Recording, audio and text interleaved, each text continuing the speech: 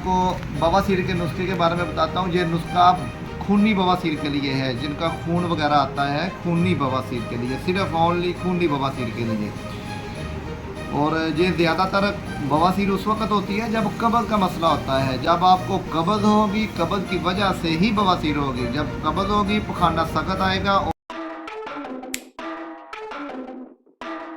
अस्सलामु अलैकुम वरहमतुल्लाहि वबरकातुहू वस्सलातु वस्सलामु अला रसूलिल्लाह अम्मा बाद फ़ाऊज़ु बिल्लाहि मिनश शैतानिर रजीम बिस्मिल्लाहिर रहमानिर रहीम। जी सामीन इकराम, उम्मीद करता हूँ कि आप सब खैरियत से होंगे। अल्लाह ताला आपको सेहत वाली ज़िंदगी अता करे।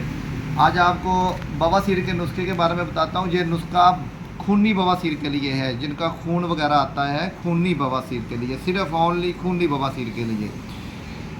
और ये ज़्यादातर बवासीर उस वक्त होती है जब कब्ज़ का मसला होता है। जब आपको कब्ज़ होगी, कब्ज़ की वजह से ही बवासीर होगी। जब कब्ज़ होगी, पखाना सख्त आएगा और जो जैसे जैसे पखाना बाहर निकलता जाएगा उस वक्त नाली के अंदर ज़ख़म करता हुआ पखाना बाहर आएगा। यानी कि ग़िज़ा सही तरीके के साथ हज़म नहीं होगी और जो उसके अंदर कोई चीज़ रह जाएगी वो फिर नाली के अंदर, जो मक्खत वाली नाली है, उसके अंदर फिर ज़ख़म करके बाहर निकल आएगा पखाना। जो फुजला होता है वो इस तरह बाहर निकल आता है।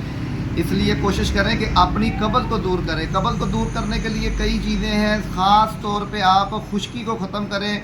कब्ज़ को ख़त्म करने के लिए आपको खुश्की का ख़त्म करना ज़रूरी है।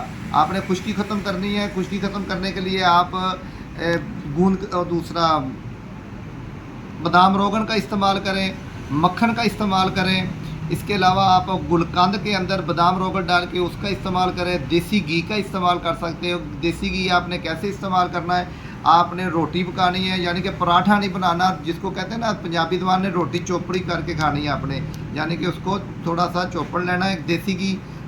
इस तरह आपने वो रोटी को इस्तेमाल करना, इस तरह रोटी आपने खानी है।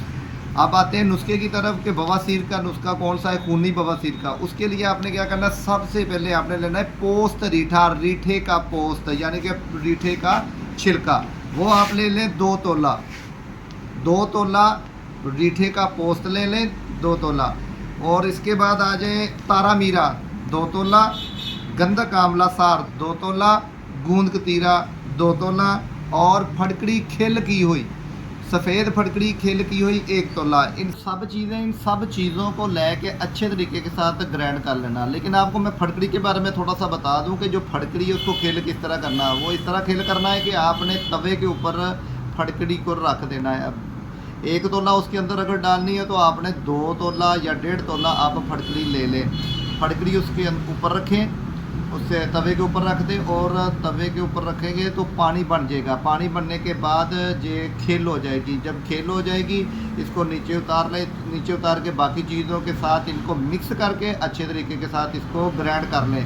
जब इसको अच्छे तरीके के साथ आप ग्राइंड कर लेंगे, ग्राइंड करने के बाद आप ऐसे करें कि ये सब चीज़ें मिक्स कर लें। फिर आपने इसका ना कैप्सूल भर लेना, जो बड़े साइज़ का कैप्सूल होता है ना, 500 mg का कैप्सूल होता है, उसको 500 mg का कैप्सूल कहते हैं। बाद रात उसको 1000 mg का कहते हैं कैप्सूल।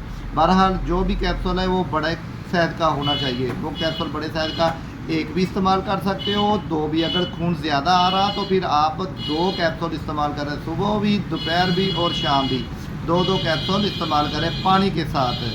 ठीक हो गया।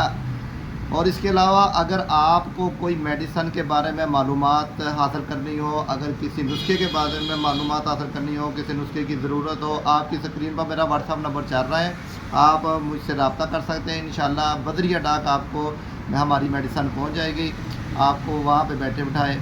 और इसके अलावा आप दुआओं में याद रखिएगा। इंशाल्लाह अगली वीडियो के साथ हम बहुत जल्द हाज़िर होंगे। अल्लाह हाफ़िज़।